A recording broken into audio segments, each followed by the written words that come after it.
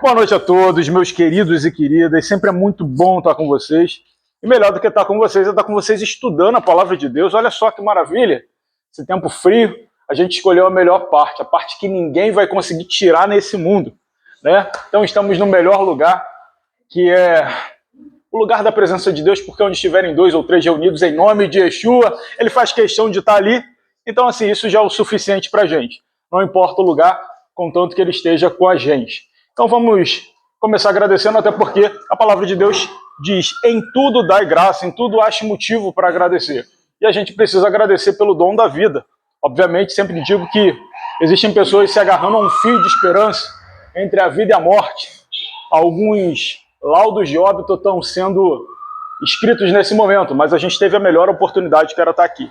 Então, vamos agradecer. Pai, nós te louvamos e te agradecemos porque o Senhor é bom e porque o Senhor é Deus. Nós fazemos questão da tua presença nesse lugar, mas fazemos questão da tua presença também em nós. Nesse momento, Senhor, nós iremos estudar a tua palavra e pedimos que o teu Espírito Santo possa ministrar os nossos corações e aquilo que nós não conseguirmos passar àqueles que nos escutam, que o teu Espírito Santo possa fazer essa tarefa, levar a mensagem do Evangelho de forma simples, objetiva, de forma direta. Porque o Senhor é bom, então ouve a nossa oração, não porque nós merecemos, mas porque o Senhor é o Deus que sabe de todas as coisas. Então, em nome de Yeshua, nós choramos e nós concordamos em ter a tua presença nesse lugar e em nós. Muito obrigado por tudo. Amém. Então, vamos lá. O pessoal comentou sobre algumas coisas e mandaram algumas perguntas que eu queria responder para vocês antes da gente começar. A primeira pergunta é: Jesus é Deus? Existem pelo menos 4 respostas, mas não dá tempo da gente trabalhar as outras 2, então vou trabalhar só 2. A primeira, sim e não. Jesus é Deus?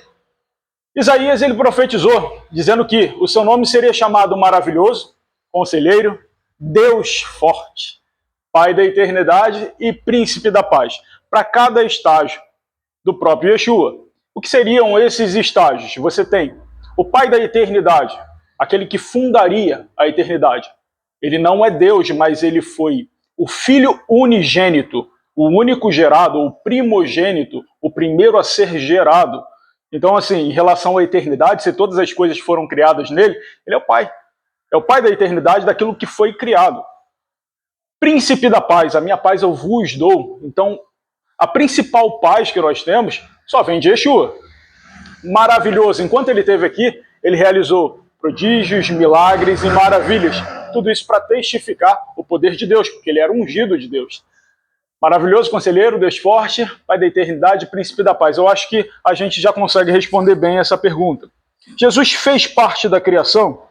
Eu disse anteriormente que ele é o primogênito de toda a criação.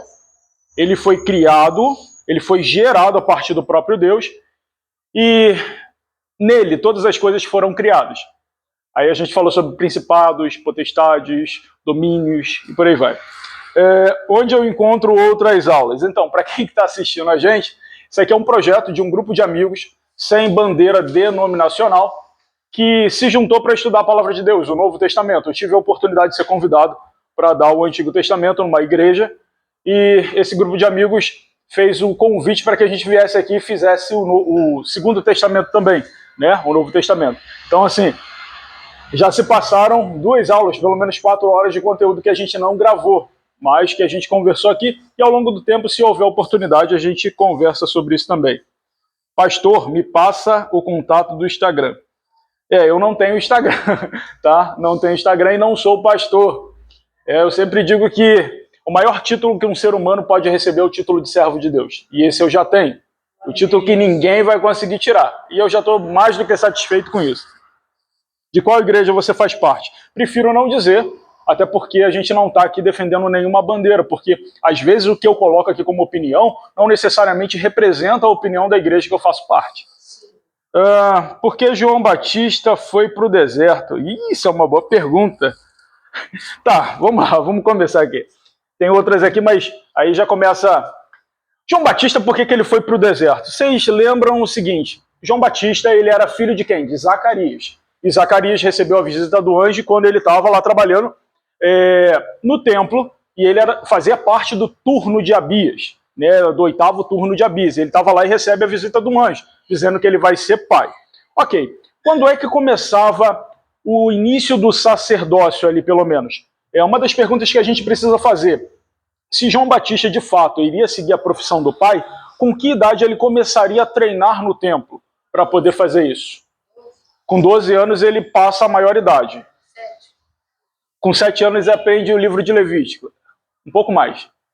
Aos 20. Aos 20 anos de idade. Então, assim, aos 20 anos de idade ele começou a emergir ali naquele ambiente, né? E você percebe que o governo romano ele dominava aquela região da Palestina. Só que o sumo sacerdote Caifás, vamos lá, quem deveria ser o levita? O sumo sacerdote de lá deveria ser alguém da linhagem de Levi, não é? E da linhagem de Levi a gente tem pelo menos 3 ali: os coatitas, da tribo de Coate, os meraritas, da tribo de Merari, e os gersonitas, Merari, Coate e Gerson. Tá, só que Caifás não é de nenhuma das 3 linhagens de Levi. Ele foi escolhido pelo governo romano. Só que ele era extremamente corrupto, assim como seus confederados também. Então talvez tenha sido isso que levou João Batista a não querer continuar ali no templo. Tá? Só para a gente entender o porquê que ele optou por não seguir a profissão do seu pai Zacarias e preferiu ir para o deserto, junto com os essênios. Quando vocês perceberem, lá na frente a gente vai falar sobre a crucificação, Yeshua vai dizer o seguinte: vai à rua à direita e procura um homem que está carregando um cântaro. Os essênios, eles tinham ali o cenáculo, o lugar onde eles se reuniam. Então, assim, eles tinham tudo em comum, não havia mulheres para fazer. Então, queria lavar roupa? Era um homem que faria. Tinha que pegar água? Era um homem que faria. Isso não era comum. Então, assim, vai à rua à direita que você vai encontrar, próximo daquela rua, um local onde os essênios se reúnem. E quando você vê um camarada carregando um cântaro de água, que é atípico, porque deveriam ser as mulheres, então você diz: o mestre precisa de um lugar para ceiar. Foi com essa galera que Yeshua teve contato. Tá? Outra coisa que a gente precisa falar sobre João Batista, então acho que eu já respondi a pergunta de por que talvez ele não está ali no templo junto com seu pai, justamente por conta da corrupção da época. João Batista, ele era a voz que clamava no deserto justamente porque havia uma profecia de Isaías dizendo isso. A gente precisa perceber o seguinte: foram procurar João Batista por 2 vezes. E uma dessas vezes, João Batista era da tribo de Levi. Ele era um levita, era da tribo de Levi. Era um coanim, era dos coatitas. Estava lá. Esse grupo de judeus, ele estava lá. Eles foram enviados pelo Sinédrio para perguntar a João Batista quem ele era. Chegaram para João Batista, os levitas e os sacerdotes, que se João Batista era da tribo de Levi, seriam possivelmente os seus primos, os seus tios que foram perguntar quem ele era. Você por um acaso é Elias? Ele disse não. Você por um acaso é um profeta? Ele disse não. Mas quem é você? Eu sou a voz. Mas que voz? Eu sou a voz que clama no deserto, que veio preparar o caminho do Salvador. E outra coisa, você precisa endireitar o seu caminho. Eu ia falar uma outra coisa, mas está sendo gravado. Você precisa endireitar o seu caminho, ô bando de desviado. Entende? Então ele se manifesta de uma forma agressiva e hostil. Por quê? Eram parentes de João Batista. Esse foi o primeiro grupo. E o segundo grupo, ele não foi só para perguntar, mas ele foi para sentenciar. Esse segundo grupo chega para João Batista e pergunta: quem você é de fato? Você disse que não é Elias e você disse que também não é um profeta. Então quem é você? E ele responde a mesma coisa: eu sou a voz que clama no deserto. Então, esse grupo de fariseus que interrogaram ele começaram a perguntar o seguinte: mas por que você está fazendo mikvah, que seria a purificação, o processo de purificação das pessoas com água? Por que você está batizando essas pessoas? Com que autoridade você está fazendo isso? Aí ele vai e começa a responder: olha só, eu estou fazendo mikvah, ou seja, eu estou purificando as pessoas com água, mas dentre vocês, no meio de vocês, existe um que vocês ainda não conhecem. Do meio de vocês quem? Do meio dos fariseus. Porque Jesus era fariseu, lembra? Da escola de Hillel. E outra coisa, haviam 2 casas. Hillel não era o rabino de Yeshua. Eram 2 casas, tá? Só para a gente entender. Hillel nem existiu, foi 150 anos antes de Yeshua. Então vamos lá. Então, eu batizo com água, mas no meio de vocês fariseus, existe um que vocês ainda não conhecem. E esse que vai vir, eu não sou digno e eu não tenho mérito para alcançar a sua autoridade. Eu não tenho mérito para alcançar a sua autoridade. Eu não sou digno de desatar as suas sandálias. Eu não sou digno de tirar o seu chinelo. É mais ou menos isso. Lembra que na parábola do filho pródigo, uma das coisas que o pai coloca debaixo ali do pé do filho, né, pede para trazer o quê? A sandália. Quando Moshe encontra com Todo-Poderoso na sarça ardente, o que ele pede? Tira a sandália dos teus pés. A autoridade aqui não é sua, é minha. Então, sandália significa autoridade. Então, quando João Batista diz eu não sou digno de desatar as sandálias dos seus pés, é isso. Eu não tenho mérito para alcançar a sua autoridade. Isso aconteceu em Betânia, na gestão de Caifás, e a gente já disse que Caifás, que deveria ser da tribo de Levi, ele não era da tribo de Levi, e talvez isso seja um estopim para João Batista não estar lá no templo, mas ele ir para o deserto. A gente falou na semana passada sobre a tentação, por uma ótica diferente. Falamos sobre os 2 milagres que aconteceram em Caná da Galileia. O primeiro milagre da água em vinho, que nós vimos que foi na festa de casamento. E o segundo foi a cura do filho do oficial, de Herodes. A gente disse também que Yeshua, possivelmente, entre Cafarnaum e Caná, passou em Magdala, expulsou 7 demônios de uma mulher que havia ali, chamada Maria de Magdala ou Maria Madalena. Em relação à tentação, eu já perguntei isso, qual a diferença de tentação e provação. Tentação, todos nós somos testados ou tentados naquilo que nos atrai. Yeshua ele foi tentado no corpo, na alma e no espírito. Tá? E o que é a aprovação? A aprovação ela é autorizada pelo Todo-Poderoso, é Ele quem vai te provar. Então, por exemplo, os discípulos quando foram para o mar da Galileia, Yeshua fala o seguinte, olha, vai para o barco e me espera lá. E o barco foi se afastando, daqui a pouco eles foram provados, porque veio uma grande tempestade sobre o barco. E qual foi o final da provação? E a gente vai falar sobre isso em outras aulas. O final da provação foi Yeshua caminhando sobre as águas. No início, Deus criou os céus e a terra era sem forma e vazia. Mas, sobre a face das águas parava o quê? O Espírito de Deus. Caminhava por cima das águas. E tem correlação também. Então, vamos lá. Depois que ele volta para Cafarnaum, ele começou a ensinar, e ele ensinava muito bem. Ele era extremamente carismático, e Yeshua sabia falar com as pessoas, ele sabia lidar com pessoas, diferente daquelas pessoas que se achavam muito boas, a ponto de, eu tenho conhecimento, então eu trato qualquer pessoa de qualquer jeito e de qualquer forma, não como um ser pensante, não com humildade. Eu já expliquei que humildade e subserviência são 2 coisas totalmente diferentes. Humildade é isonomia, subserviência é você se colocar abaixo de alguém ou de alguma coisa. A gente precisa ser subserviente em relação a Deus, mas em relação aos outros, a gente precisa ter humildade, isonomia. Então, ele ensinava e ao mesmo tempo ele era muito elogiado por quem ouvia. Quem ouvia o sermão de Yeshua elogiava, não, mas ele fala de forma diferente das outras pessoas que ensinam. Yeshua vai lá e dá um pulinho em Nazaré. Estou em Cafarnaum, vou dar um pulinho lá na minha cidade natal, em Nazaré. E lá em Nazaré ele recebe a oportunidade que lhe foi dada, porque quem é que recebia a oportunidade naquela época? Quem sabia ler e quem sabia escrever.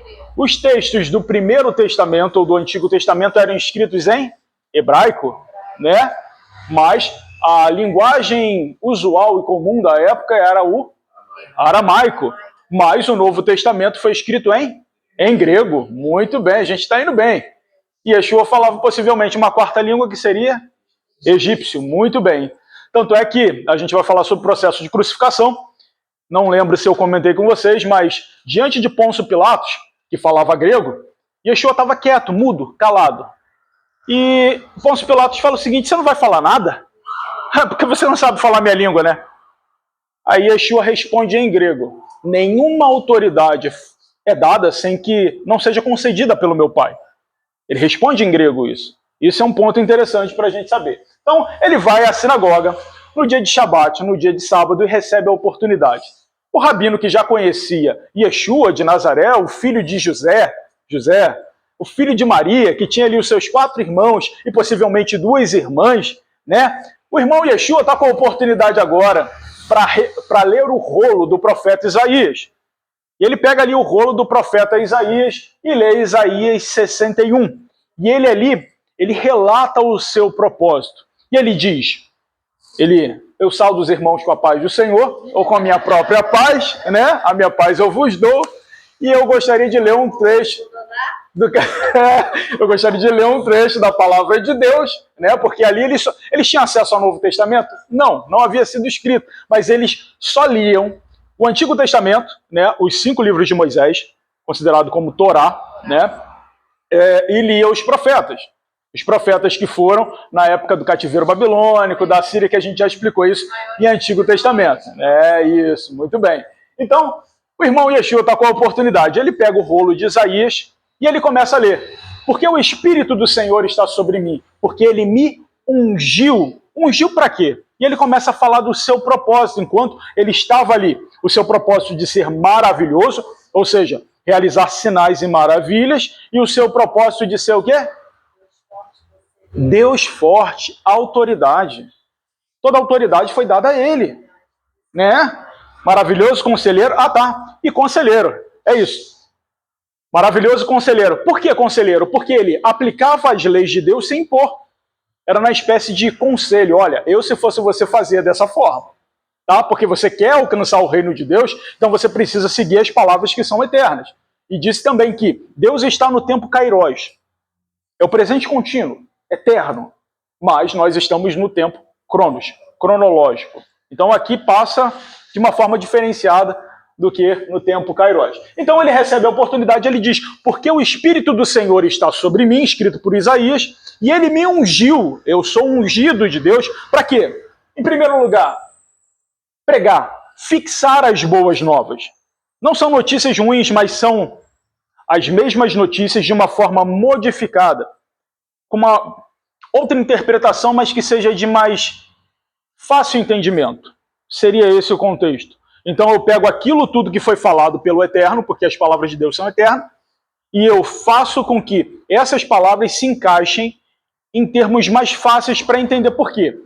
O povo de Israel, nessa época, eram muitos que não sabiam ler, não sabiam escrever, eram muitos que eram pobres, embora a família de Yeshua não fosse pobre, até porque ele veio da linhagem de Davi Hameler, o rei Davi. Então, assim, a família dele não é pobre. Mas Yeshua tratava os outros com isonomia, com humildade. Era diferente dos outros rabinos. Então, porque o Senhor me ungiu para pregar as boas novas àqueles que foram empobrecidos, porque o jugo dos fariseus, principalmente daqueles que eram da escola de Shammai, era muito pesado. Então, já que é pesado, aprendam de mim, que sou manso e humilde de coração. Tomem sobre si o meu fardo e o meu jugo, porque o meu jugo é suave e o meu fardo é leve. É parceria, conjugar, é junto. Então, assim, eu vou ensinar para vocês de uma forma diferenciada. Mas aquilo que já foi dito pelo Eterno. Proclamar a liberdade aos presos. E quando a gente fala sobre proclamar, é gritar bem alto. Olha só, vocês podem ser livres. Vocês são livres quando vocês atendem os mandamentos de Deus. Vocês são livres quando vocês amam a palavra de Deus. E fazer os cegos. E a gente pode interpretar de 2 formas. O cego físico e o cego espiritual. Fazer com que aqueles que estão cegos enxerguem. E essa é a nossa finalidade também. Fazer com que algumas cascas elas caiam. Lembra que a gente falou sobre o que foi implantado de forma sutil e que até hoje perdura? Que Jesus Cristo talvez não seja o Yeshua original, o Filho de Deus. Então é o que a gente está aqui explicando. Libertar aqueles que são oprimidos. Oprimidos por quem? O pecado oprime sim ou não? Sim, mas Roma também oprimia. Era a forma dele mostrar que, mesmo sendo oprimido por Roma, eles teriam a possibilidade de serem livres. Proclamar o tempo da graça, ou o ano aceitável do Senhor. O tempo da graça. Eu disse para vocês que lei e graça, elas são complementares. A lei é uma cerca de 30 centímetros que você pula a hora que você quer. E a graça é um caminho estreito que você precisa decidir caminhar. Porque o caminho da salvação é um caminho estreito. E o reino dos céus é conquistado à força, com esforço. Você precisa se esforçar para alcançar o reino dos céus. O apóstolo Paulo diz que a gente deve fazer a manutenção da nossa salvação. Então é mais ou menos dentro dessa perspectiva que a gente vai entender. E quando o Yeshua diz, porque o Senhor me ungiu para pregar as boas novas aos pobres, proclamar a liberdade aos presos, fazer os cegos enxergarem, libertar os oprimidos e proclamar o tempo da graça, ele simplesmente diz: eu agradeço a oportunidade em meu nome mesmo, tá? E passo a palavra para o rabino, né? Eu agradeço a oportunidade. Mas, pessoal, mas você não vai ler o restante? Qual seria o restante? Proclamar o ano aceitável do Senhor e o dia da vingança do nosso Deus. Mas ali não era a missão dele propriamente dita. Ele veio para cumprir aqueles requisitos dentro do... E aí? Boa noite. Bem? Dentro dessa perspectiva, ele leu e disse: olha, a minha missão é essa como Deus forte, maravilhoso, maravilhas e sinais e conselheiro. Eu vim explicar para vocês de uma forma diferenciada. Então, o que eles fazem? Eles começam a cochichar entre eles. Porque quando a gente não concorda com alguma coisa, quando você está enjoado com alguma coisa, o que você faz? Você vomita. Não é isso? Então eles começaram a vomitar. Fala coisas que eles não deveriam. Né? A gente vai precisar usar esse termo algumas vezes também. Então eles começaram a cochichar entre eles ali. Coisas que não deveriam falar. Então, Yeshua diz: já que vocês estão falando, eu vou dizer a verdade para vocês. Hoje, agora, hoje, aqui, está se cumprindo tudo isso que está dito aqui em Isaías. Se cumpre. Então o que eles pensaram? Você, filho de José? Como? Você, sua irmã Maria? Aí Yeshua diz: pois é, vocês vão dizer aquele provérbio: médico, cura a ti mesmo. Sempre foi assim. Só que é o seguinte: nenhum profeta teve. Algum profeta que foi levantado por Deus teve honra na sua própria terra? Ele foi ouvido antes de... Vamos lá. Todo mundo foi levado. A Síria destruiu o reino do norte, mas a Babilônia levou o reino do sul. Os profetas foram levantados. Eles tiveram algum prestígio? Não. Então, nenhum profeta teve o quê? Aceitação na sua própria terra. Então, foi por isso que vocês pereceram ou padeceram. Eu fui enviado, senão, para quê? Para as ovelhas perdidas da casa de Israel. Ele falou sobre isso. Então, ele cita dois exemplos. Um exemplo de ir e um exemplo de voltar. Como assim um exemplo de ir e um exemplo de voltar? Ele diz o seguinte: no tempo de Elias, haviam muitas viúvas, mas Elias foi enviado, senão, a viúva de Sarepta.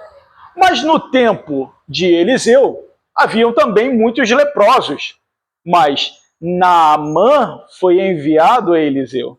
Percebe? Então, assim, eles tinham duas possibilidades: ou irem buscar, ou a oportunidade chegou para eles, mas eles não souberam aproveitar essa oportunidade. Então, expulsaram Yeshua da sinagoga. Eu botei um termo ali que eu devia ter apagado, mas infelizmente é assim. Se Yeshua aparecesse em algumas congregações, ele também seria expulso. Hoje em dia ainda, é o tipo de coisa que a gente não pode falar, por isso que eu não expresso nenhuma placa denominacional, justamente por isso. Então, assim, hoje Yeshua, se aparecesse com uma camisa regata, uma calça jeans e um chinelinho entrando pelo meio da igreja, com certeza ele não receberia a oportunidade, tá bom? Mesmo dizendo que era o Filho de Deus. Então, levaram ele para um precipício, para jogar ele daquele precipício lá. Yeshua simplesmente olha nos olhos de cada um deles e passa. Simplesmente sai. Se isso não é autoridade, eu não sei o que é. A ponto das pessoas não conseguirem se movimentar. Infelizmente, hoje, trazendo para um entendimento, o primeiro, talvez expulsassem Yeshua da sinagoga hoje, das igrejas, mas talvez ele saísse por vontade própria. Duro para ouvir? Então vamos lá. Depois disso, depois de sair de Nazaré, ele vai para Jerusalém, para Páscoa, para o Pessa. Isso é muito interessante porque ele já havia selecionado os seus discípulos. Só que antes de selecionar os seus discípulos, eu não me lembro se eu disse ou não, ele passou a noite inteira orando. Aí no dia seguinte ele foi lá e selecionou os seus principais discípulos. Mateus vai aparecer logo ali na frente. Daqui a pouco, hoje talvez não fale sobre ele. Mas vocês já sabem como é que Mateus ou Matitiarro ele foi selecionado. Então, para quem que Yeshua pregou João 3,16? Todos nós conhecemos. João, não é esse. Conhecereis a verdade. Tá certo. E a verdade vos libertará, mas é outro texto. Vamos lá. João 3,16. Porque Deus amou o mundo de uma forma extraordinária a ponto de dar o seu Filho unigênito, o único gerado a partir do próprio Deus, né? Para que todo aquele que nele crê não pereça, mas tenha o quê? Vida eterna. A minha paz eu vos dou. Eu vim para que vocês tenham vida e qualidade de vida, vida em abundância. Então, para quem que Yeshua pregou João 3,16? Olha, meu pai me mandou para o mundo para... Então tá. Existia um camarada que foi se encontrar com Jesus à noite, que em muitas pregações eu já ouvi falar, não, porque ele tinha medo de ser reconhecido, porque ele era fariseu. Tá errado. Lembra que eu falei que existiam alguns personagens importantes que eram da mesma escola de Hillel? José de Arimateia, Nicodemos, o próprio Yeshua, Paulo, Rabino Shaul, ele era da escola de Hillel. Então todos eles, Gamaliel. Então assim, Nicodemos, ele era, segundo a história, dizem que ele tinha várias hospedarias em Jerusalém. E na época da Páscoa ficava muito lotado, abarrotado de gente. Então assim, ele precisava dar atenção. E mais o Sinédrio. Então assim, ele foi à noite porque era o horário mais tranquilo. Olha só, eu não vou falar com ele porque durante a parte da manhã, Yeshua, ele ficava sozinho, né? Isolado. Não tinha ninguém ali perto. Não tinha os discípulos, não tinha multidão, não tinha gente pedindo milagre, não tinha, né? E eu precisando ter um particular com ele, não seria possível. Então vamos fazer o seguinte, eu também como estou atarefado, pergunte se ele pode me atender na parte da noite. Então Yeshua atende Nicodemos na parte da noite justamente por esses dois fatores. O primeiro, a cidade estava cheia, Yeshua já era conhecido. E o segundo, ele também tinha os seus afazeres. Questão de responsabilidade, ele precisava de um pouco mais de tempo para poder entender o que estava acontecendo, já que todo mundo falava sobre Yeshua e sobre o fato dele ser maravilhoso e fazer muitos milagres. Tá? Então, eles se encontram na parte da noite. Esse aqui é um trecho do The Chosen, para quem viu, né? Foi muito bacana essa parte. Né? Eles sentam e começam a conversar ali de forma muito... É sensacional, é muito bom. Tem alguns trechos que eu não concordo ali em The Chosen, mas outros eu até concordo. Essa parte é muito legal. Então, ele começa a dizer, aquele, qualquer um, precisa nascer da água e do espírito. E o que é espírito em hebraico? Rua, ou ruach, é o sopro, é o vento. Por isso ele diz o seguinte, olha, o vento sopra onde quer, vai para um lado e para o outro. Então, assim, qualquer pessoa que esteja presa a qualquer coisa é incapaz de nascer de novo. Então você precisa nascer da água e do vento de Deus, para que o próprio Espírito de Deus consiga te conduzir. Era mais ou menos dentro dessa perspectiva que ele estava tentando ensinar a Nicodemos. Então, quem nasce da água e do Espírito, ou quem nasce do Espírito é livre. Não trabalha com Deus não trabalha com pessoas presas. E ele diz, se o Filho verdadeiramente vos libertar, quem era o Filho de Deus, Yeshua, verdadeiramente sereis livres. Então, percebe que o Espírito de Deus, ele move o ser humano, mas para que você seja livre, você precisa ter um padrão, um modelo. E quem seria o modelo de liberdade? O próprio Yeshua. Fazer o que ele faria, não fazer o que ele não faria. Falar o que ele falaria e não falar o que ele não falaria. Tá? Ninguém subiu ao céu, senão aquele que desceu do céu. Tá? Lê para mim aí, João... Não lê não. João 3,16 a gente já falou sobre isso. Tá. Quem foi que leu o exercício da semana? Estudar o sermão de Corazim. Ninguém leu, né? Mas tudo bem. Que pena. Ela até me perguntou, ela botou, Fabrícia, você lembra ele? Jesus tá vendo, hein? Quando você falou assim, vai ficar pro exercício de pronto, não tem problema. Aí não o sermão de Corazim, vamos lá. Você... Tava no exercício. Não tava. Tava, senhora. Tava sim, senhora. Então vamos lá. Vocês já ouviram falar em marketing das cores? Já? Por exemplo, a minha digníssima senhora, Fernanda Lopes Garcia, ela é formada em marketing. E eu aprendi muita coisa com ela em relação a marketing das cores. Acontece o seguinte. Olha a diferença desse Jesus Cristo para o Yeshua, que talvez seja mais ou menos nesse arquétipo. O Jesus Cristo, implantado pela Igreja de Roma, leva a sua cor. E o que a cor vermelha simboliza? Perigo, ódio, sexualidade, o que mais? Fome. Por que o Habib's, McDonald's, por que eles levam a cor vermelha? Entende? Então, tem uma correlação. Agora a gente percebe o seguinte, quem é esse que vem de Edom? Edom significa vermelho, que marcha no poder da sua força. Ele vem de Edom, marchando no poder da sua força, ou seja, passando por cima daquilo que é vermelho. Então a gente percebe que tem uma certa revelação aí no livro de Isaías. Ele marcha no poder da sua força, destruindo tudo. Sou eu quem fala em justiça, que pisou sozinho o lagar, por isso as minhas vestes estão salpicadas de sangue. Tá? Então, a diferença, qual é a cor da bandeira de Israel? Azul, a estrela de Davi, e branca, tá bom? Só para a gente entender. Vou fazer um paralelo. Tem a pesca maravilhosa. Lembra que eu falei para vocês que, para cumprir a profecia de Isaías, Yeshua foi morar na terra de Naum, em Cafarnaum. Só que lá também habitavam alguns pescadores, justamente por conta do lago de Genezaré. Tá? Tem 14 quilômetros. Eles foram morar lá, e boa parte dos milagres e dos sermões aconteceram ali à beira do lago de Genezaré. E o terceiro milagre que Yeshua faz, os dois primeiros a gente falou, Caná da Galileia, né, aconteceram lá. E o terceiro milagre em Genezaré, quem pode ler para mim? Lucas 5, do 1 ao 11. Eu vou explicando enquanto vocês abrem. Eles tentaram a noite toda pescar. A noite toda. Só que Yeshua era rabino, entendia da palavra de Deus e de ensinamento. Mas Simão e os seus cooperados eram pescadores. Então eles sabiam o que estavam fazendo. Yeshua diz o seguinte, lança a rede do outro lado. Rabino, o seu negócio é palavra de Deus.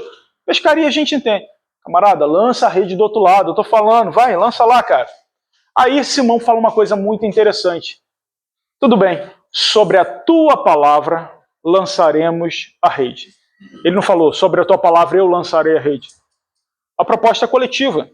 Dá uma pregação isso, mas vamos lá. Sobre a tua palavra lançaremos a rede e te farei pescador de homens. Depois que vocês lerem isso aí, quem está em casa acompanhando, eu cito essas referências porque eu costumo dizer que a Bíblia se prega, é uma autopregação. Então, assim, eu só estou trazendo trechos da Bíblia para poder gerar algumas referências, alguns pontos de referência. Tá? A gente está tentando trabalhar a cronologia dos fatos. Então, assim, quando eu digo... alguém pode ler para mim, Lucas, capítulo 5, do 1 ao 11? Você abre a tua Bíblia em casa aí, de preferência de papel, porque tempo excessivo no celular gera dor de cabeça, gera enxaqueca, perda de sono, tá? Não vou falar agora, embora seja a minha área, eu não vou falar agora, tá? Então, vocês também têm a responsabilidade de abrirem a Bíblia em casa. Vamos lá, quem pode ler para mim? Enquanto eu tomo meu cafezinho aqui. E aconteceu que no determinado dia, Jesus estava próximo ao lago de Genezaré e uma multidão o espremia de todos os lados para ouvir a palavra de Deus. Ele observou, junto à beira do lago, 2 barcos, deixados ali pelos pescadores, que, havendo desembarcado, cuidavam de lavar suas redes. Então entrou num dos barcos, o que pertencia a Simão, e lhe solicitou que o afastasse um pouco da praia, e assentou-se no barco e ensinava o povo. Assim que acabou de ministrar, dirigiu-se a Simão e os demais lhe pediu, ide para onde as águas são mais... Estava participando. Então, de repente, aparece um endemoniado. E dizem, não está registrado, que tentaram expelir aquele demônio, aquele espírito imundo, mas não conseguiram. E o que o espírito imundo começou a dizer? Yeshua, filho de Deus, que temos contigo. E ele começou a falar, só que Yeshua expulsava antes deles começarem a dizer quem de fato era o filho de Deus. Imagina que já tinha muita gente vindo, e se os demônios começassem a explanar, eles falariam mais do que deveriam falar. Mistérios, o Nécia, o Decanta, o manto, né? O manto seria revelado, então assim, não estava na hora. Porque ao que cabe aos seres humanos, Deus revelou. Mas o que não cabe a nós está oculto. Tá? Então, quarto milagre, o exorcismo dentro da igreja. Então, Marcos, do 1 ao 21. Marcos 1, não precisa ler, isso aí tá. Filho do Deus vivo, vieste nos destruir antes do tempo? Tá? Foi uma das indagações. Vamos lá. Para a gente entrar no sermão de Corazim, ou sermão do monte. O que é o temor ao Senhor? Temor é respeito? Temor é medo? Não. Temor é amar o que Deus ama e odiar o que Ele odeia. Eu odeio pecar, mas eu sou pecador. Mas apartai-vos de mim, maldito, vocês que praticam a iniquidade. O que é iniquidade? A prática contínua do pecado de forma consciente e habitual. Eu sei que eu estou fazendo cagada. E eu continuo fazendo porque eu quero. Eu exerço o meu poder de decisão para desobedecer a Deus. Eu pulo a cerca da lei de 30 centímetros. Saio do caminho da graça e percorro. Tá? Mas gera em nós um arrependimento. Para aqueles que amam a palavra de Deus, gera em nós um arrependimento. Aquele sentimento, poxa, fiz o que não devia fazer. Isso por meios próprios? Não. O Espírito da Santidade, o Espírito do Eterno. É Ele quem convence o ser humano do pecado, da justiça e do juízo. Tá? O que mais ser humano tem medo é o dia do juízo. O dia que o juiz vai chegar para ele e vai perguntar, olhando face a face, tete a tete, dizer, por que fez o que fez? Por que não fez o que não fez? Por que não fez o que deveria ter sido feito? Aí a gente vai precisar responder, né? Então vamos lá. Já. Foi? Então, tivemos alguns problemas técnicos, normal, o pessoal da mídia está meio destreinado, né? Vocês sabem como é que é. Congregação pequena, né? Então, vocês sabem como é que é, né? Então, vamos lá. A gente falou um bocado de coisas que a gente não poderia falar de forma aberta. Então, foi até bom não filmar, não gravar, né? Foi o manto. Enfim, vamos lá. Yeshua começa pegando a lei de Deus, que seria difícil de repente, digerir, e ele transforma para a linguagem dos dias atuais. Então ele começa falando sobre as bem-aventuranças, o que significa Ashrei, ou feliz é aquele, mais do que feliz é. Lembra que o oitavo filho de Jacó se chamava Aser? Aser significa feliz. Então, Ashrei, feliz é aquele, ou mais do que feliz é aquele que se parece com o Yeshua. Então, ele diz o seguinte, bem-aventurados. Bem-aventurado também significa o caminho para ser abençoado, tá? Ou seja, abençoado da forma que caminha. Ele é abençoado pela forma que ele anda. Ele não anda de qualquer jeito, ele não decide de qualquer forma. Ele tem parâmetros para decidir fazer ou não fazer, falar ou não falar. Então, bem-aventurado ou mais do que feliz, aquele que caminha dessa forma, a inclinação para o bem e para o mal. E eu cito o Salmo 1, Salmo 1, possivelmente escrito por Esdras, que diz, bem-aventurado, ou mais do que feliz, aquele ou aquela que não anda, não caminha segundo o conselho dos ímpios, não se detém no caminho dos pecadores e nem tampouco se assenta à roda dos escarnecedores. Mas antes tem o seu prazer aonde? Na lei do Senhor. A lei foi abolida? Eu não vim para abolir a lei. Pelo contrário, vim para cumprir. Tem o seu prazer na lei do Senhor e nela medita de dia e de noite. E o que isso vai me trazer de benesse, de benefício? Por que eu vou ser abençoado? Porque estes serão como árvores plantadas junto ao ribeiro de águas, que dá o seu fruto na estação certa. As suas folhas não caem e nem tampouco murcha. E tudo que fizer prosperará.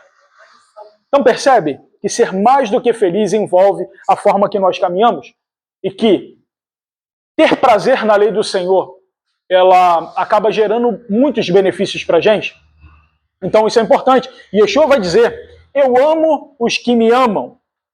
Na realidade foi o pai dele que falou. Eu amo os que me amam e os que diligentemente me buscam me encontrarão. Aquele que tem os meus mandamentos e guarda, esse é o que me ama. E o que me ama será amado pelo meu Pai. E eu também o amarei e me manifestarei a ele. Entende? Então vamos lá. Primeiro mandamento dos 10 mandamentos. Será que esse primeiro mandamento cabe no Sermão do Monte de Corazim? Então vamos lá. O primeiro mandamento é, eu sou o Senhor vosso Deus.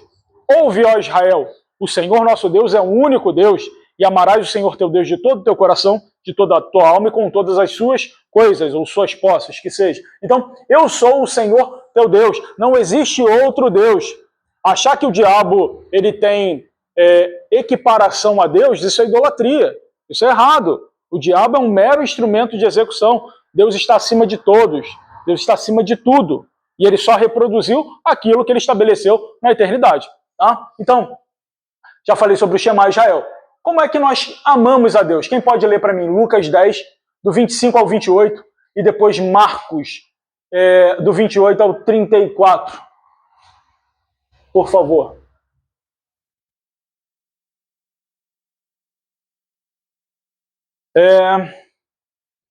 Então, de que forma nós parecemos com Yeshua, enquanto vocês acham aí? Nós parecemos com Yeshua sendo pobre de espírito, e o pobre de espírito é aquele que, mesmo tendo tudo, reconhece que não tem nada, que o seu valor, o seu tesouro mais precioso é a presença de Deus. E disso ele não abre mão, isso é ser pobre de espírito. Humildade, a gente já explicou que não é subserviência, mas, quer falar? Alguém achou? Achou? Então lê para mim. Lucas 25, 10-25. Certa ocasião, um perito na lei levantou-se para pôr Jesus à prova e lhe perguntou: Mestre, o que preciso fazer para herdar a vida eterna? O que está escrito na lei? Respondeu Jesus. Como você a lê? Ele respondeu: Ame o Senhor, o seu Deus, de todo o seu coração, de toda a sua alma, de todas as suas forças e de todo o seu entendimento. E ame o seu próximo como a si mesmo. Muito bem. Quem lê o próximo? 12 aqui, 28. Vai. A irmã Fabrícia está com a oportunidade. Um dos mestres da lei achegou-se e os ouviu argumentando. Ao constatar como Jesus lhe houvera respondido esplendidamente, perguntou-lhe: de todos os mandamentos, qual é o mais importante? Esclareceu Jesus: o mais importante de todos os mandamentos é este: ouve, ó Israel, o Senhor, o nosso Deus, é o único Senhor. Então, quantos Deus? Pai, Filho e Espírito Santo? Né? Deus é um. Yeshua, primogênito, unigênito, né? Onipresença, o Espírito do Santíssimo em nós, tá? Fala. Sendo pobre de espírito. Isso. Em Mateus diz: Isso. Bem-aventurados os pobres em espírito, pois deles é o reino do céu. Deles é o reino dos céus. Por quê? Vamos lá. Se Salomão era rico, sim ou não? Pouco ou muito? Muito. Ele era inteligente ou ele era burro? Burro. Ah, inteligente, muito. Ele emburreceu depois que excesso de mulher, eu acho que foi excesso de sogra. Mas vamos lá, deixa pra lá. Então vamos lá. A questão é o seguinte: Salomão, na inauguração do templo, ele inaugura e ele sobe lá, ele estende as mãos e diz: Senhor, Senhor dos senhores, o nosso Deus, não há Deus como tu, nem nos céus e nem na terra.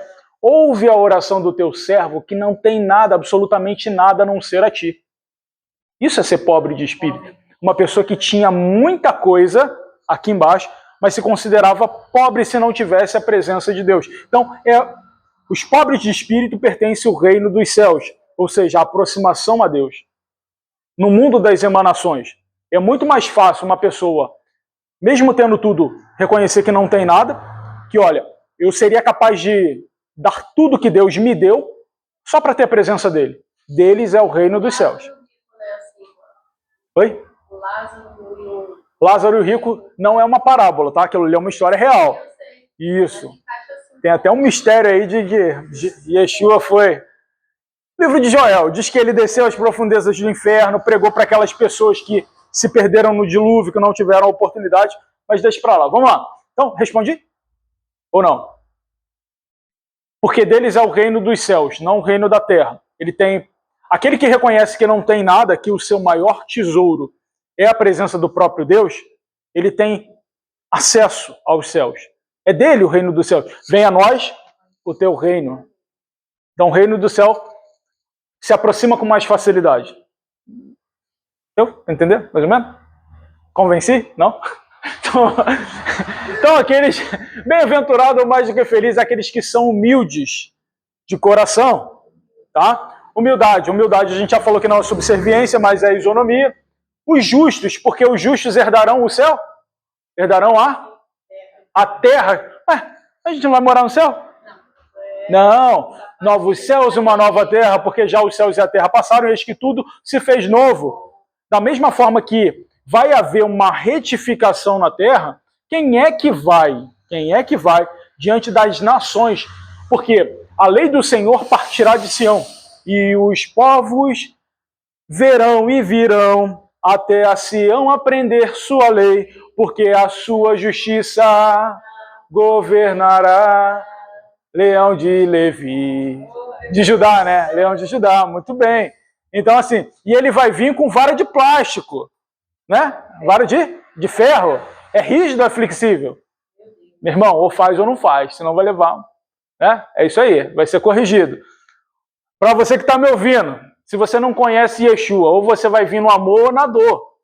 Escolhe se você quer vir na rede ou se você quer vir no anzol, tá bom? Estou te dando a opção.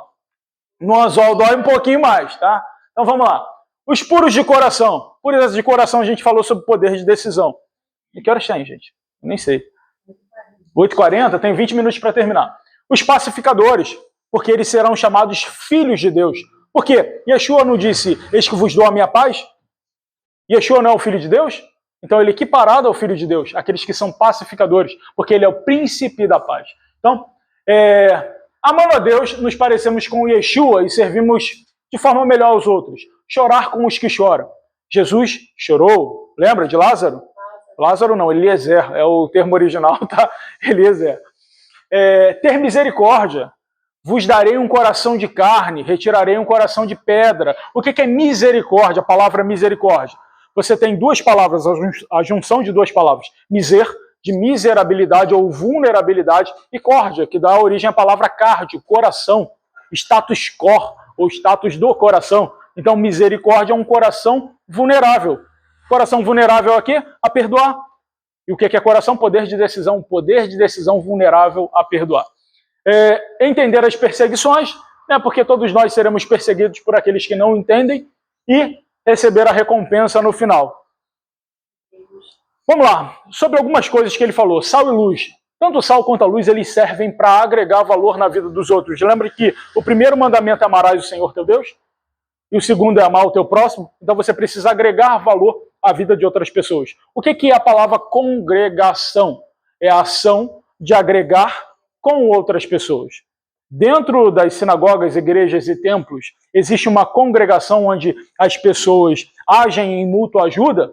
Ou existe discórdia, contenda, disse-me-disse, fofoca? Fofoca é pecado, tá ouvindo, irmã? Tá? Então, é pecado. Então, o sal ele serve para dar sabor, ele serve para temperar. Existem pessoas que vivem em uma vida muito amarga, com mágoas, enfim. Então, em tudo que você acha, se você é filho de Deus, seja agradecido. Em tudo dai graças. Em tudo ache um motivo para agradecer a Deus. Segundo, o sal é usado como conservante. A carne sem vida, ela é conservada pelo sal, porque senão apodrece. Terceiro, o sal estragado ele é inútil, não serve para nada, senão para as pessoas pisarem naquele sal. Antigamente, em algumas épocas do ano, nevava naquele local. O sal que não servia para nada, eles jogavam na entrada do templo, para aqueles que queriam ter contato com Deus, conseguirem ter acesso ao templo, porque o sal derrete a neve. Não serve para nada, então ele serviria para ser pisoteado pelos homens. Isso também prova que, mesmo o sal sendo inútil, ele serve para ser pisado, né? Né? Então vamos lá. Luz do mundo. Se a luz estiver debaixo de um local protegido, agrega valor às outras pessoas? Não. Se esse conhecimento, se esse entendimento, se essa palavra não fosse revelada, vocês teriam a oportunidade de levar para outras pessoas?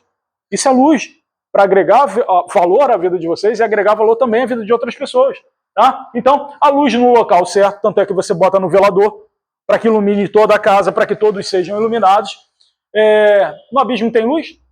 Não, por isso que de vez em quando nós temos acesso a algumas pessoas que estão no abismo, porque um abismo puxa um outro abismo. Tá? A luz das obras deve brilhar para a glória de Deus. Quem pode ler Mateus 5,16? E depois outro, abre, por favor, em Coríntios 3, 11 e 13. Vejam por quê. Toda obra, ela é para a glória de Deus, e as nossas obras serão provadas no fogo naquele dia. Minha irmã, para fugir não, nem eu. Vamos lá, quem pode ler? Assim, deixai a vossa luz resplandecer diante dos homens, para que vejam as vossas boas obras e glorifiquem o vosso Pai que estás nos céus. As suas boas obras, não as suas obras ruins. Tem gente só fazendo cagada aí no mundo, né? Mas vamos lá. Quem pode ler? O Coríntios 3, 11 e 13. É rapidinho. Eu tô acabando.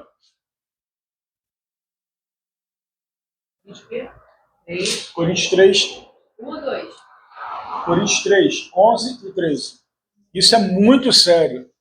Pouca gente leva em consideração isso, mas as nossas obras serão. Porque ninguém pode colocar outro fundamento além do que está posto, A palavra de Deus. o qual é Jesus Cristo. Isso. Se alguma pessoa edifica sobre esse alicerce, utilizando ouro, prata, pedras preciosas, madeira, feno ou palha, sua obra será manifesta, porquanto o dia atrará a luz, pois será revelada pelo fogo que provará a qualidade da obra de cada um. Meu Deus. Aí, ó. Vou cortar o laço de ladinho, ó. Aí, ó. Tá vendo? Irmão. É forte.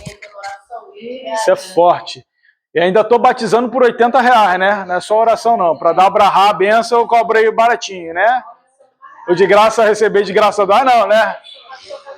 Engraçado que o Antigo Testamento só serve para pedir oferta, pedir dízimo, né? Não serve para guardar o sábado, para evitar comer algumas coisas, né? Pois é. Não serve, né? Então vamos lá. Então as obras de cada um vão ser provadas no fogo. E Deus é amor, mas também é fogo consumidor. Meu Deus do céu. Fiquei até arrepiado. Então vamos lá. Segundo mandamento, não faça. O segundo mandamento é dividido em duas etapas. A primeira, não faça para você deuses. E o segundo, segunda parte, não fabrique para você imagens esculpidas. O que é um Deus com D minúsculo para um ser humano? É tudo aquilo que tem domínio sobre ele. Qualquer coisa que não faça o ser humano ser livre, assim como o vento dito lá por Nicodemos, ele é preso. E se ele é preso a alguma coisa, aquilo ali faz com que ele seja súdito daquilo que o prende. Então, assim, hoje em dia nós percebemos que a internet, que a virtualização, que o celular, que as mídias, que as redes sociais são deuses para outras pessoas. Quando você percebe, na segunda parte, não fabrique imagens esculpidas, a gente lembra de quem? Da Igreja Católica. Mas por que na minha igreja tem o sinal da cruz num telão? Não estou criticando, não. Estou só usando uma figura de linguagem. Porque eu vou falar, na sua igreja está usando cruz no telão? Tá usando sim. Mas o que significa a cruz? Símbolo de vida ou de morte? Não, morte. De morte. Símbolo de morte. Isso é um tipo de idolatria. Mas não foi esculpido? Mas quem foi que fez o maquinário? Será que a gente não está fazendo de forma errada, influenciado por algumas coisas? A gente precisa pensar.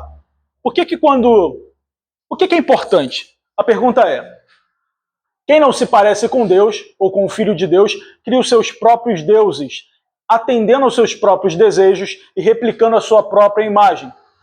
A idolatria influenciada por Roma. O que é importante? Importar é alguma coisa que você retira de fora e traz para dentro. O que nós consideramos como importante quando nós vamos para a congregação ou para a casa de Deus? Por exemplo, o que é culto nos dias atuais? Uma reunião de pessoas que se reúnem num local onde tem início, meio e fim. Músicas no início, que são músicas, não são louvores. Boa parte dessas músicas não são louvores, não adoram ao Eterno, não exaltam a majestade de Deus, mas são músicas antropocêntricas, difícil falar, né? Músicas para o próprio homem, músicas almáticas, tá? Músicas. Depois, anúncio no meio do culto, como se isso fosse muito importante, né? Como se eu pudesse interromper a adoração a Deus para colocar ali uma mensagem que é mais importante do que... Não, calma aí. Eu vou desviar o culto, a adoração, para botar uma coisa que é nem secundária, é terciária. Depois, a oferta, porque a oferta não pode faltar, né? E eu até concordo, porque se você vai a um lugar homenagear alguém, adorar alguém, você vai levar um presente em forma de reconhecimento. Deus não precisa do nosso dinheiro, mas se você se sente parte pertencente daquilo, você precisa levar a sua oferta, porque você se sente parte daquela instituição. É senso de pertencimento. E terceiro, se eu vou à igreja, por que na hora do culto, desculpa quem faz, mas nada é mais importante do que adorar a Deus? Por que toda hora eu pego o celular para entrar nas redes sociais? Porque para mim adorar a Deus não é tão importante, não tem tanta significância. Eu mesmo falo por mim próprio, quem me conhece sabe, eu não levo o celular para dia de culto, não levo para a igreja. Porque eu entendo que o mais importante para mim é adorar a Deus. E pasmem, Deus hoje ele se manifesta de muitas formas, mas o culto coletivo talvez ele não esteja recebendo, mas ele vai receber de forma individual dos corações que são sinceros. A adoração de poucos vai subir. A adoração de poucos vai ser recebida. Entende? Que suba como um cheiro suave as narinas de Deus. Será que vai subir se toda hora eu pegar o celular e olhar qualquer outra coisa que seja importante, que eu importei, que eu coloquei como Deus, que me domine e domina as minhas emoções? São perguntas que a gente precisa fazer. Tá? Desculpa a revolta. Aí, ó. Aí. Tá vendo? Então, nós percebemos que existe idolatria nos dias atuais, quebrando a risca. O segundo mandamento, que horas tem? 9? Mais 10 minutinhos vocês me suportam? Então vamos lá. Terceiro, não tome o nome do Senhor vosso Deus em vão. Eu joguei lá na internet, tá? Não fui eu que botei a foto dessas pessoas.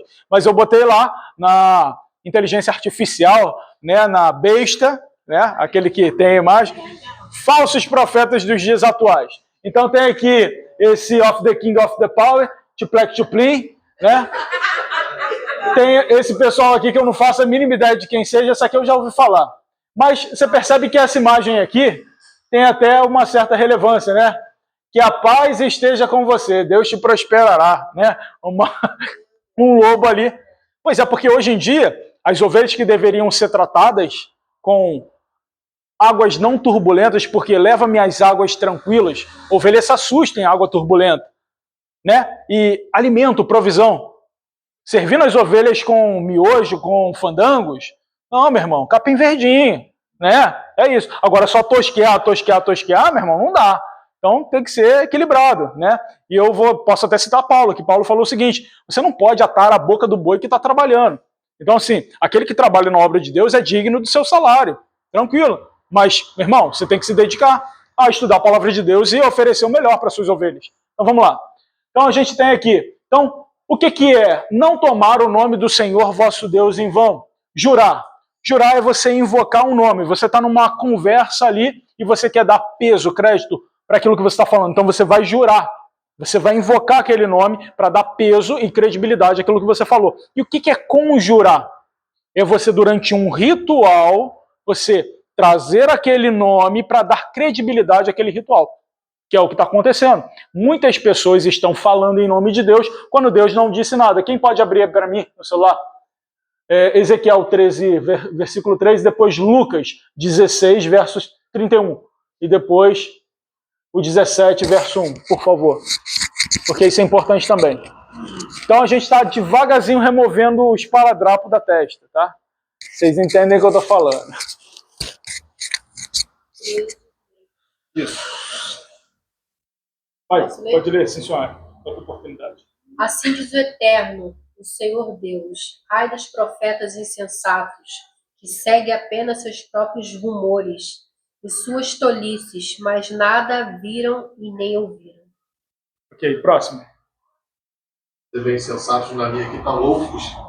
Meu irmão, porque para falar que Deus disse e não disse, meu irmão, tem que ser maluco, tem que ser louco. Vai. Lucas 16, verso 31 e depois 17, verso 1. Ela diz: seus profetas são como raposas no deserto, mais abaixo. Raposa faz o quê? É predador. Abraão, concluindo, lhe afirmou: Se não ouvem a Moisés e aos profetas, tampouco se permitirão converter, ainda que ressuscite alguém dentre os mortos. Ok, próximo. Agora, É Lucas 17, 1. Então Jesus declarou aos seus discípulos: é inevitável que fatos ocorram, que levem o povo a tropeçar na fé, mas ai da pessoa por meio de quem vem os escândalos. Pois é. Se isso não é escândalo na casa de Deus, eu não sei o que é. Eu, por exemplo, eu me escandalizo com várias coisas que dizem, que falam, que cantam. E eu não posso falar nada porque eu não tenho direito de julgar. Mas os incomodados que se mudem, não é assim? Sim. É mais ou menos dentro dessa perspectiva. Às vezes a gente sente muito mais a presença de Deus na nossa casa. Entra no teu quarto, fecha a tua porta, fala com teu pai em secreto. Ele publicamente te recompensará. Às vezes você sente muito mais a presença de Deus em casa, isolado, do que de repente com muitas pessoas, tá? Então vamos lá. O quarto, lembra-te do dia de Shabat para santificar. Todo sábado de manhã, Yeshua ia para onde? Para a sinagoga, eu não preciso nem falar nada. Se eu quero parecer Jesus, né? Vamos lá. Honra teu pai e tua mãe. Honrar o teu pai e tua mãe. Honrar a Deus sobre todas as coisas. A gente já fala sobre isso. Não assassinarás é diferente de não matar. Assassinar é você... Lembra da legítima defesa? É matar sem motivo, tá? Você matar sem motivo, isso é um crime. É matar com dolo. Isso é assassinato. Você não deve assassinar. Davi matou muitas pessoas, mas amando do próprio Deus. Por quê? O instrumento de Deus são os seres humanos. Deus utiliza os seres humanos tanto para o bem quanto para o mal. 7. Não cometa adultério. Não viva como um animal, porque é o animal que vive em função dos seus próprios desejos. Por exemplo, o animal, ele dorme, ele acorda, ele come o que quer, onde quer, está no cio, ele faz aonde quer, enfim, ele vive de imoralidade sexual ali, e isso afasta o ser humano de Deus. Viver como um animal é não se parecer com Deus, ou não ser imagem e semelhança do próprio Deus. Isso falando a grosso modo por conta do nosso horário. Tá? Divórcio e repúdio, eu falo quando a gente fala sobre a mulher samaritana. 8º, não roube. Não responda ao próximo com falso testemunho. Não cobice qualquer coisa que seja do teu próximo, porque aquele que pensar, esse já comete erro. Se isso... Agora observa, 10 mandamentos só. Todos eles estavam inseridos no Sermão do Monte, sobre amar a Deus sobre todas as coisas e ao próximo como a ti mesmo. Exatamente. E aí, obviamente, Yeshua pega os 10 mandamentos, ensina de uma forma simples, carismática, de uma forma objetiva para aquelas pessoas. E depois ele desce do monte.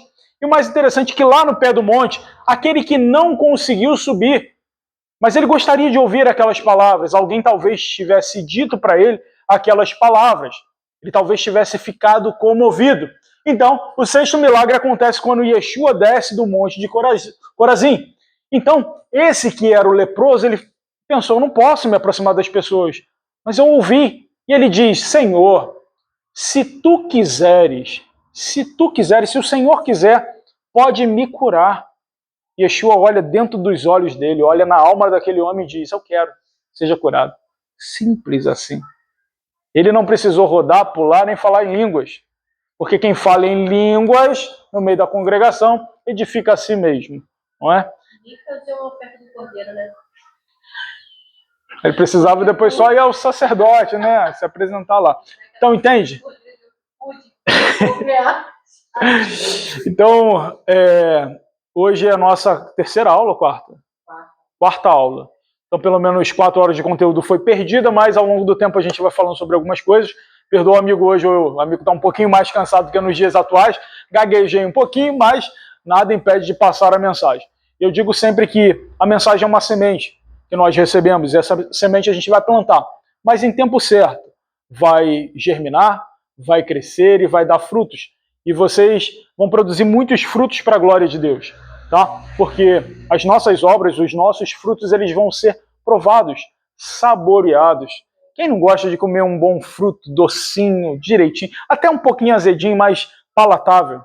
É assim as nossas obras, tá bom? Então, vamos fechar os nossos olhinhos e agradecer a Deus. Se você tiver dúvidas, questões, perguntas, críticas, mandem para o WhatsApp da Fabrícia. Tá? É isso. Pai, nós te louvamos e te agradecemos porque o Senhor é e sempre foi e sempre será o nosso Deus. Te agradecemos porque as tuas verdades elas foram e são reveladas em tempos oportunos.